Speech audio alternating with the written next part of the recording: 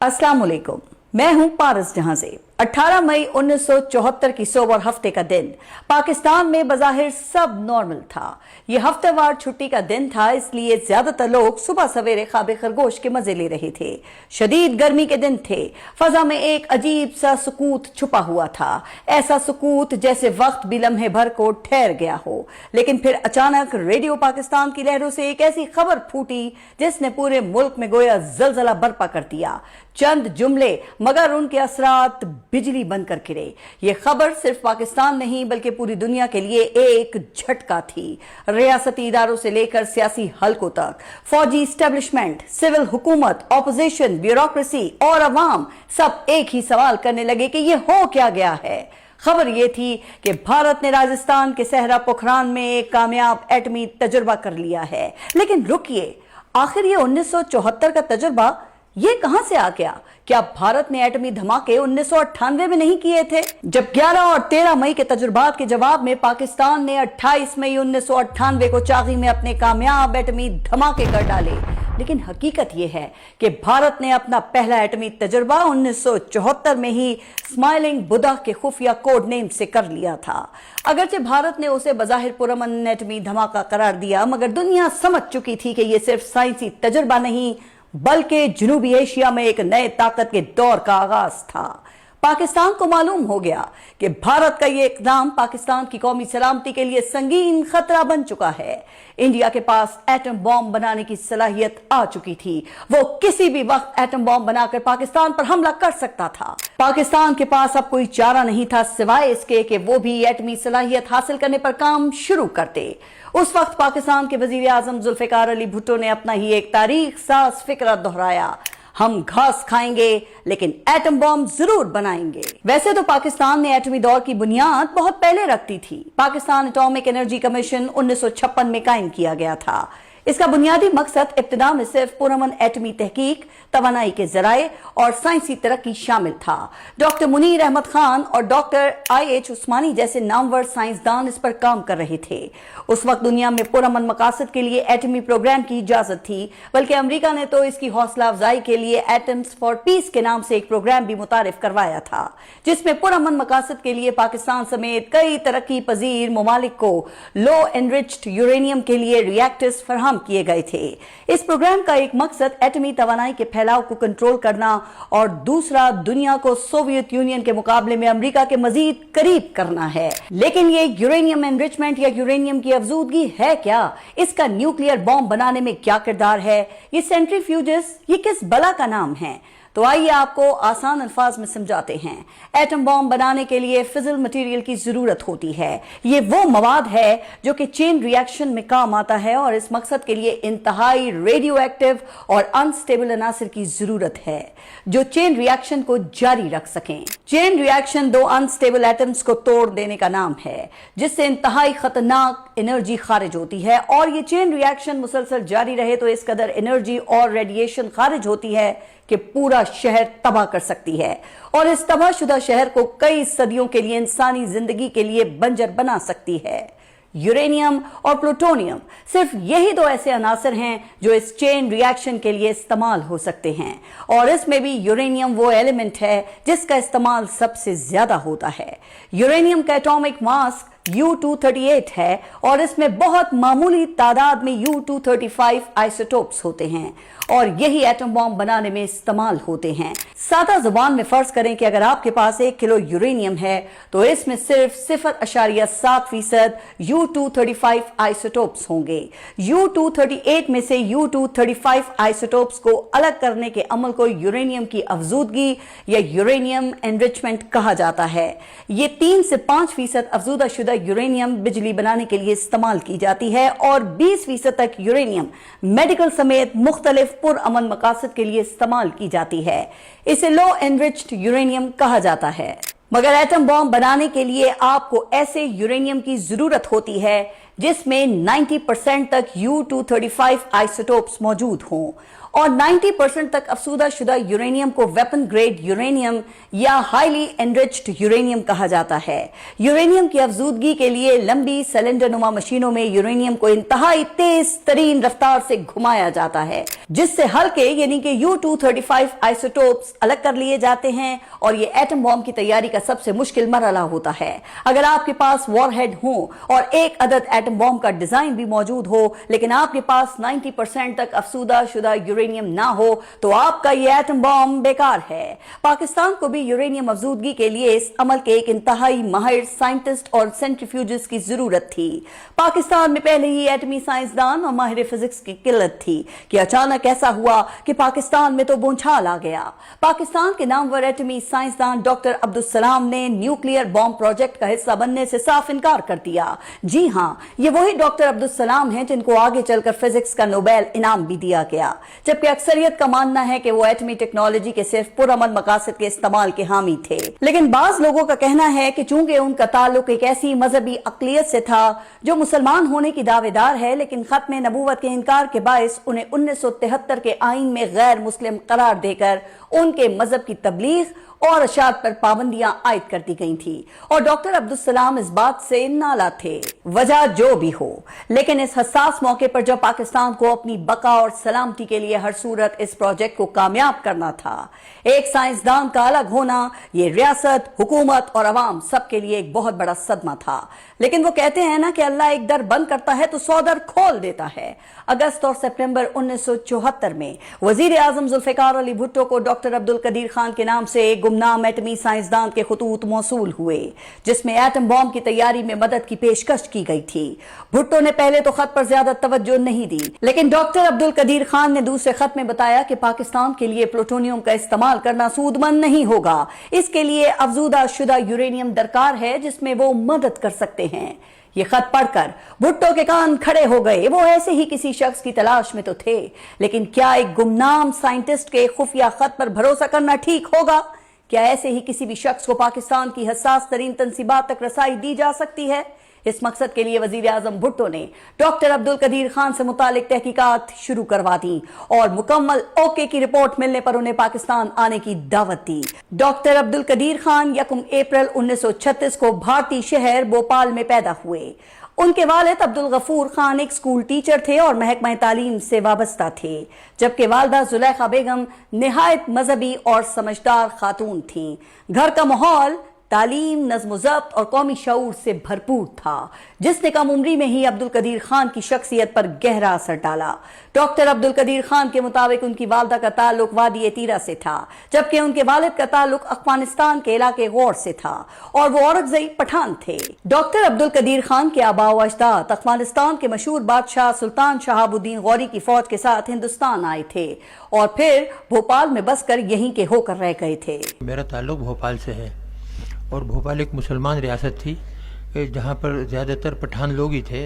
ये औरंगजेब के ज़माने में वहाँ जाकर बस गए थे, हम लोग औरंगजेब थे। सुल्तान शहाबुद्दीन गौरी ने हिंदुस्तान के एक बादशाह पृथ्वीराज चौहान को एक इंतहाई खुरेज जंग में बदतरीन शिकस्त दी थी। इसलिए जब भारत ने पृथ्वी मिसाइल का तजुर्बा किया था तो उसके जवाब में डॉक्टर अब्दुल कदीर खान ने पाकिस्तान के सबसे पहले बैलिस्टिक मिसाइल का नाम गौरी तजवीज किया। डॉक्टर अब्दुल कदीर खान को सुल्तान शहाबुद्दीन से इस कदर उनसियत थी कि वो कहते हैं कि जब मैं 15 बरस यूरोप में गुजार कर वापस पाकिस्तान आया और मरहूम भुट्टो साहब की दरखास्त पर एटमी प्रोग्राम की बुनियाद डाली, तो मुझे मेरे मरहूम गार्ड सूबेदार सुब सादिक ने बताया कि वो जिला जहलम की तहसील सोहावा के एक गांव में रहते हैं। डॉक्टर अब्दुल कदीर खान लिखते हैं कि मैं फौरन वहां गया और देखा कि एक कच्ची कब्र है जिस पर जनरल शेर अली खान ने कतबा लगाया हुआ है कि सुल्तान शहाबुद्दीन वहां दायमी आराम फरमा रहे हैं। उन्होंने आसपास की चंद किनाल जमीन खरीद कर खारदार तार लगा दिया था। डॉक्टर अब्दुल कदीर खान कहते हैं कि मेरा खून गर्मा गया कि ये शख्स जिसने हिंदुस्तान में इस्लामी सल्तनत की बुनियाद डाली थी वो इस हालत में दफन है। मैंने 10 किनाल जगह खरीद कर 1 करोड़ रुपए की रकम जमा करके वहां पे मकबरा बनवाया। एक कमरा, किचन, बाथरूम मेहमानों के लिए और एक कमरा, बाथरूम, किचन ड्राइवर्स और गार्ड्स के लिए बनवा दिया। क़याम पाकिस्तान के वक्त डॉक्टर अब्दुल कदीर खान की उम्र 11 साल थी। 1952 में उनका खानदान हिजरत करके पाकिस्तान आ गया और आकर कराची में आबाद हो गया। डॉक्टर अब्दुल कदीर खान ने मुश्किलात को अपनी तालीम की राह में रुकावट नहीं बनने दिया। कराची आने के बाद उन्होंने अपनी तालीम का सिलसिला जारी रखा और साइंस के मैदान में गैर मामूली सलाहियत का मुजाहरा किया। उन्होंने डीजे साइंस कॉलेज कराची से तालीम हासिल की और उसके बाद जामे कराची में फिजिक्स और मेटल के उलूम से मुतालिक तालीम भी हासिल की। 60 की दिहाई में वो मगरबी जर्मनी गए, जहां उन्होंने बर्लिन की टेक्निकल यूनिवर्सिटी में फिजिक्स और मेटलर्जी में आला तालीम हासिल की। इसके बाद वो बेल्जियम मुंतकिल हुए और वहां ल्यूवन यूनिवर्सिटी से मेटलर्जिकल इंजीनियरिंग में डॉक्टरेट की डिग्री हासिल कर ली। 1974 में वो हॉलैंड के शहर एम्स्टर्डम चले गए, जहां उन्होंने FDO नामी एक आला तहकीकाती इदारे में काम शुरू किया जो यूरोपीय यूरेनियम अफजूदगी मंसूबे यूरेनको से मुंसलिक था। यही वो मरहला था जहां उनकी जिंदगी ने एक तारीखी मोड़ लिया, क्योंकि यहां उन्हें गैस सेंट्रीफ्यूज टेक्नोलॉजी, यूरेनियम अफजूदगी और जदीद एटमी इंजीनियरिंग के हसास राजों तक रसाई हासिल हुई, जो बाद में पाकिस्तान के एटमी प्रोग्राम की बुनियाद बने। डॉक्टर अब्दुल कदीर खान को जर्मन और डच जमानों पर उबूर हासिल हो चुका था। उनका हाफजा इतना तेज था कि वो हसास साइंसी मालूमात पर मबनी जर्मन, डच और इंग्लिश में लिखे गए सैकड़ों सफ़ात याद कर लिया करते थे। उस दौरान उन्होंने सेंट्रीफ्यूजेस की टेक्नोलॉजी को भी अच्छी तरह समझ लिया और इतनी महारत हासिल कर ली कि उन्होंने भुट्टो हुकूमत को सेंट्रीफ्यूजेस दूसरे ममालिक से हासिल करने की कोशिश के बजाय पाकिस्तान में ही टेक्नोलॉजी तैयार करने की पेशकश कर दी। ये मालूमात इस कदर हसास थी कि अगर डच हुकूमत को जरा सा भी शक हो जाता कि डॉक्टर अब्दुल कदीर खान इन मालूमात और तजुर्बात को पाकिस्तान के न्यूक्लियर प्रोग्राम के लिए इस्तेमाल करने का इरादा रखते हैं तो उन्हें गिरफ्तार भी किया जा सकता था। लेकिन डॉक्टर अब्दुल कदीर खान पाकिस्तान की खातिर हर किस्म का रिस्क लेने पर तैयार थे। कहा जाता है कि डच हुकाम को आखिरी वक्त में डॉक्टर अब्दुल कदीर खान पर शक हो गया था, लेकिन इससे पहले कि कोई कार्रवाई होती वो खामोशी से पाकिस्तान पहुंच गए। दिसंबर 1975 में पाकिस्तान पहुंचते ही डॉक्टर अब्दुल कदीर खान सीधा टैक्सी के जरिए वजीर आजम सेक्रेटेरिएट गए, जहां उनकी मुलाकात उस वक्त के वजीर आजम भुट्टो से हुई। इस अहम मुलाकात में गुलाम इसहाक खान, आगा शाही और मुबश्शिर हसन भी मौजूद थे। डॉक्टर अब्दुल कदीर खान ने वहां अफजूदा यूरेनियम की अहमियत, गैस सेंट्रीफ्यूज टेक्नोलॉजी और पाकिस्तान के लिए मुमकिना एटमी सलाहियत के बारे में तफसीली ब्रीफिंग दी। वो इस बात पर जोर दे रहे थे कि अगर पाकिस्तान तेजी से यूरेनियम अफजूदगी की सलाहियत हासिल कर ले तो वो निस्बतन कम वक्त में एटमी प्रोग्राम में बड़ी पेशरफ्त कर सकता है। मुलाकात के इख्तिताम पर जुल्फिकार अली भुट्टो ने हाजरीन की तरफ देखते हुए मुख्तसर मगर मानी खेज जुमला कहा, ये शख्स ठीक कह रहा है। यही लम्हा बाद में पाकिस्तान के एटमी प्रोग्राम की तारीख में एक अहम मोड़ समझा गया और डॉक्टर अब्दुल कदीर खान की खिदमत हासिल करने का फैसला कर लिया गया। डॉक्टर अब्दुल कदीर खान ने एटॉमिक एनर्जी कमीशन के एडवाइजर के तौर पे काम शुरू कर दिया, लेकिन पाकिस्तान पहुंचकर उन्हें बहुत से शॉक्स लगे। एक तो पाकिस्तान का ब्यूरोक्रेटिक और अफसरशाही निजाम जो हर काम में रोड़े अटकाना और उसे लंबा करना अपना फर्ज समझता था। दूसरा, एटॉमिक एनर्जी कमीशन के कुछ ओहदेदार जो एटमी प्रोजेक्ट पर पहले से काम कर रहे थे वो भी कुछ इनसिक्योर हो गए। डॉक्टर अब्दुल कदीर खान के लिए वहां काम करना मुश्किल हो गया। डॉक्टर अब्दुल कदीर खान ने जुल्फिकार अली भुट्टो को तमाम सूरत हाल बताई और कहा कि उन्हें इस मकसद के लिए जो चीजें दरकार हैं उनको फौरी अप्रूवल की जरूरत है, इसलिए ब्यूरोक्रेटिक रुकावटें मुकम्मल तौर पर दूर की जाएं और उन्हें एटॉमिक एनर्जी कमीशन की पाबंदियों से आजाद करके मुकम्मल खुद मुख्तारी से काम करने का मौका दिया जाए। जुल्फिकार अली भुट्टो हर कीमत पर एटम बॉम्ब की तकमील चाहते थे। वो पाकिस्तान के एटम बॉम्ब को इस्लामी बॉम्ब कहा करते थे, यानी एक ऐसा बॉम्ब जो सिर्फ पाकिस्तान नहीं बल्कि पूरी उम्मत मुस्लिमा की हिफाजत करेगा। अब ये नारा कितना हकीकी था तो ये समझना मुश्किल है, लेकिन बज़ाहिर इस नारे का मकसद अमीर मुस्लिम ममालिक को मुतवज्जे करके उनसे फंडिंग हासिल करना था। जाहिर है एटम बॉम्ब बनाना कोई बच्चों का खेल थोड़ी है। इस मकसद के लिए अरबों डॉलर की फंडिंग दरकार थी। पाकिस्तान महज चंद साल पहले अपना मशरकी बाजू खो चुका था और बड़ी ही मुश्किल से मगरबी पाकिस्तान में हालात बहाल हुए थे। पाकिस्तान की मईशत कमजोर थी और इतना महंगा प्रोजेक्ट जिसे मुकम्मल करने में अमीर मुमालिक को भी दांतों में पसीने आ गए थे, वो पाकिस्तान के बस की बात ही नहीं थी। इसमें शक नहीं कि तमाम तर कमजोरियों और बुराइयों के बावजूद भुट्टो एक इंतहाई ज़हीन और करिश्माती शख्सियत के मालिक थे। वो एक मुहिब्बे वतन भी थे और उनके लिए पाकिस्तान का एटमी प्रोग्राम एक चैलेंज था। इस मकसद के लिए उन्होंने तमाम इस्लामी मुमालिक को इकट्ठा भी कर लिया और फरवरी 1974 में लाहौर में इस्लामी सरबराही कॉन्फ्रेंस भी मुनक्किद कर डाली थी, जिसमें लीबिया के कर्नल मोहम्मद कद्दाफी, सऊदी अरब के फरमारवा शाह फैसल, मिस्र के अनवर सादात, ईरान के रजा शाह पहलवी, फलस्तीन के यासिर अरफात समेत पूरी दुनिया के मुसलमान हुक्मरान शरीक हुए थे। लिहाजा जुल्फिकार अली भुट्टो डॉक्टर अब्दुल कदीर खान का मसला समझ गए और उन्होंने डॉक्टर अब्दुल कदीर खान के लिए एक मुकम्मल, खुद मुख्तार और अलग इदारा कायम करने का हुक्म दिया और 1976 में कहूटा में खान रिसर्च लैब्स का कयाम हो गया।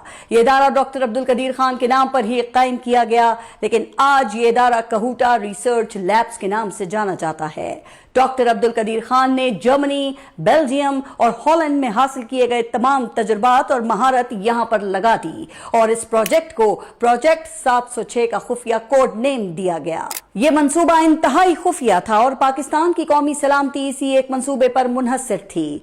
अगर दुनिया को जरा भी भिनक पड़ जाती कि यहां पर एटम बॉम्ब के लिए यूरेनियम एनरिचमेंट का काम हो रहा है तो पूरी दुनिया में जैसे जलजला आ जाता, पाकिस्तान पर आलमी पाबंदियां आयद हो जाती और पाकिस्तान को यह प्रोजेक्ट बंद करना पड़ता। हाँ, लेकिन अगर आपको बॉलीवुड की फिल्में पसंद हैं तो उनके मुताबिक भारत की खुफिया एजेंसी रॉ ने पाकिस्तान के एटमी प्रोग्राम का सुराग लगा लिया था, लेकिन उन फिल्मों का हकीकत से इतना ही ताल्लुक है जितना नरेंद्र मोदी और नेतन्याहू का इंसानियत से है। कहूटा में जदीद लेबोरेटरीज, इंजीनियरिंग यूनिट्स और तहकीकाती सहूलियात कायम की गईं। यहां सेंट्रीफ्यूजेस की तैयारी और यूरेनियम अफजूदगी पर मुसलसल काम जारी रहा। पूरी दुनिया से सेंट्रीफ्यूजेस के लिए पुर्जे खरीदने के लिए बाकायदा एक इंतहाई फाल नेटवर्क कायम किया गया। वक्त के साथ साथ ये इदारा पाकिस्तान के एटमी प्रोग्राम का मरकजी सुतून बन गया और इसी के जरिए पाकिस्तान एटमी सलाहियत हासिल करने के फैसला कुन मोड़ की तरफ बढ़ने लगा। लेकिन पाकिस्तान तो फिर पाकिस्तान है, यहां कल क्या हो जाए ये किसने जाना है। 1977 में पाकिस्तान में इलेक्शन हुए और जुल्फिकार अली भुट्टो भारी अक्सरियत हासिल करके वजीर आजम बन गए। ऑपोजिशन जमातों ने भुट्टो पर धांधली के इल्जामात आयद किए और पूरे मुल्क में निजाम मुस्तफा तहरीक के नाम से भुट्टो मुखालिफ तहरीक का आगाज हो गया। ऑपोजिशन जमातों ने जलसे शुरू कर दिए और पाकिस्तान में पुरतशद्दुद वाकयात होने लगे और 5 जुलाई 1977 को जनरल जियाउल हक ने मार्शल लॉ लगाकर भुट्टो हुकूमत खत्म कर दी और फिर 4 अप्रैल 1979 को जुल्फिकार अली भुट्टो को फांसी दे दी गई। ये वाकया पाकिस्तान के एटमी प्रोग्राम के लिए धचका था क्योंकि ये प्रोग्राम जुल्फिकार अली भुट्टो ने ही शुरू किया था और वही डॉक्टर अब्दुल कदीर खान को लेकर आए थे। खदशा था कि अब शायद ये प्रोग्राम रुक जाएगा या बहुत पीछे चला जाएगा, लेकिन यहां जनरल जियाउल हक ने भी भुट्टो की तरह अपनी तमाम तर कमजोरियों और बुराइयों के बावजूद पाकिस्तान की कौमी सलामती से कोई समझौता नहीं किया और वतन की मट्टी से वफा निभाई। जनरल जियाउल हक ने इसी तरह इस प्रोग्राम को जारी रखा जिस तरह यह उनसे पहले जारी था। उन्होंने पाकिस्तान के एटमी प्रोग्राम के लिए तमाम वसाइल मुहैया किए, बल्कि पाकिस्तान को एक फायदा यह भी हुआ कि अफगानिस्तान में जारी सोवियत यूनियन के खिलाफ जंग में अमरीका का इत्तहादी बनने की वजह से अमरीका ने पाकिस्तान के एटमी प्रोग्राम पर ज्यादा तवज्जो ही नहीं दी। अमरीका को उस वक्त पाकिस्तान की जरूरत थी और अमरीका का वलीन मकसद सोवियत यूनियन की शिकस्त और सर्द जंग का खात्मा था। लेकिन यहां जनरल जियाउल हक के हवाले से एक वाकया बहुत ही मशहूर है। हुआ कुछ यूं कि 1986 के आखिर में पाकिस्तान और भारत के ताल्लुकात खराब हो गए। भारत ने राजस्थान में पाकिस्तानी सरहद के करीब ऑपरेशन ब्रास टैक्स के नाम से बहुत बड़ी फौजी मशकें शुरू कर दी। उन मशकों को देखकर अंदाजा हो गया कि भारत पाकिस्तान पर हमला करने का इरादा रखता है। जनरल जियाउल हक को डॉक्टर अब्दुल कदीर खान समेत पाकिस्तान के एटमी साइंसदानों पर इतना भरोसा था कि उन्होंने भारत के दौरे का फैसला किया, जिसे भारतीय वजीर आजम राजीव गांधी ने कबूल कर लिया। 21 फरवरी 1987 को जनरल जियाउल हक भारत के दौरे पर गए और राजीव गांधी से मुलाकात की। कहा जाता है कि जनरल जियाउल हक ने राजीव गांधी से गले मिलते हुए उनके कान में सरगोशी की, मिस्टर राजीव, अगर आपने पाकिस्तान पर हमला करने का सोचा तो इस मर्तबा पाकिस्तान और इंडिया के दरमियान रिवायती जंग नहीं बल्कि मुकम्मल एटमी जंग होगी जो भारत की तबाही पर खत्म होगी। पाकिस्तान के अलावा दुनिया में 57 इस्लामी मुमालिक हैं, लेकिन अगर भारत खत्म हो गया तो दुनिया से आपके मजहब का खात्मा हो जाएगा। कहा जाता है कि यह सुन के राजीव गांधी लरस गए और उनके चेहरे का रंग फक हो गया और उन्होंने न सिर्फ पाकिस्तान पर हमले का मंसूबा खत्म कर दिया बल्कि ये फौजी मशकें बंद कर दी। 17 अगस्त 1988 को जनरल जियाउल हक तैयारा हादसे में जाँ बहक हो गए और मुल्क में 90 की दिहाई की सियासत शुरू हो गई। मियां मोहम्मद नवाज शरीफ वजीर आजम बनते और बरतरफ होते, बेनजीर भुट्टो वजीर आजम बनती और बरतरफ होती। ये सिलसिला अक्टूबर 1999 तक चला, लेकिन इस दौरान एटम बॉम्ब की तैयारी पर मुसलसल काम होता रहा। पाकिस्तान में अब तक बनने वाली तमाम हुकूमतों ने एटम बॉम्ब की तैयारी में भरपूर ताउन किया। इस मंसूबे को मुकम्मल खुफिया रखा गया और तमाम वसाइल मुहैया किए जाते रहे। यूं ये प्रोजेक्ट कामयाबी के नजदीक पहुंच गया। अब सिर्फ एक मरहला बाकी था। उस दौरान पाकिस्तान ने खुफिया तौर पे कोल्ड टेस्ट भी किए। कोल्ड टेस्ट लेबोरेटरी के कंट्रोल्ड माहौल में किए जाने वाला तजुर्बा होता है, जिससे अंदाजा होता है कि एटमी तजुर्बा कामयाब हो सकता है या नहीं। पाकिस्तान को कोल्ड टेस्ट में इब्तदाई नाकामियों के बाद कामयाबी मिल ही गई। अब सिर्फ एक हॉट टेस्ट करके दुनिया को बताने का इंतजार था और फिर भारत ने वो मौका खुद ही फराहम कर दिया। 11 मई 1998 को भारतीय वजीर आजम अटल बिहारी वाजपेयी ने बड़े फख्र से ऐलान किया कि भारत ने कामयाब एटमी तजुर्बात कर लिए हैं और अब भारत एक डिक्लेयर्ड न्यूक्लियर ताकत है। India conducted 3 underground nuclear test in the Pokhran range. इन तजुर्बात ने दुनिया को हिला दिया। पाकिस्तान के हुकूमती हलकों में बहस छिड़ गई कि एटमी तजुर्बा किया जाए या नहीं। अमेरिकी सदर बिल क्लिंटन ने डॉलर की बोरियों के मुंह खोल दिए और एटमी तजुर्बात की सूरत में सख्त पाबंदियों की धमकियां वो देने लगे। पाकिस्तान पर एटमी धमाके न करने का शदीद दबाव था। अब यहां पर खुद डॉक्टर अब्दुल कदीर खान भी कॉन्ट्रडिक्टरी बयानात दे चुके हैं। एक जगह उन्होंने एटमी धमाकों का फैसला करने का क्रेडिट मियां मोहम्मद नवाज शरीफ को दिया, लेकिन एक जगह उन्होंने कहा कि नवाज शरीफ एटमी धमाके नहीं करना चाहते थे, उन पर फौज का दबाव था, इसलिए उन्होंने फैसला किया। फैसला नवाज शरीफ साहब पर छोड़ दिया गया कि वो करें। नवाज शरीफ साहब तो पटाखा भी नहीं फोड़ सकते थे, वो न फोड़ने के काबिल हैं। और फिर पाकिस्तान ने 28 मई 1998 को वो कर दिखाया जिसकी दुनिया को तवक्को भी नहीं थी। पाकिस्तान ने 6 कामयाब एटमी धमाके करके दुनिया को दिखा दिया था कि हम किसी से कम नहीं हैं। पूरी कौम सजदा शुक्र बजा लाई। पाकिस्तान का दिफा नाकाबिले तस्खीर हो चुका था।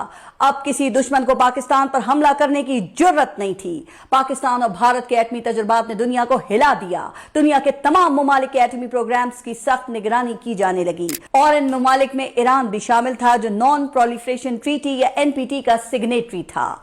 ईरान के नेतांज शहर में वाक़े एटमी रिएक्टर के हवाले से दुनिया को शक हुआ तो ईरान पर उसके मुआयने की इजाजत देने का दबाव बढ़ने लगा। ईरान पर सख्त तरीन पाबंदियां आयद हो गईं।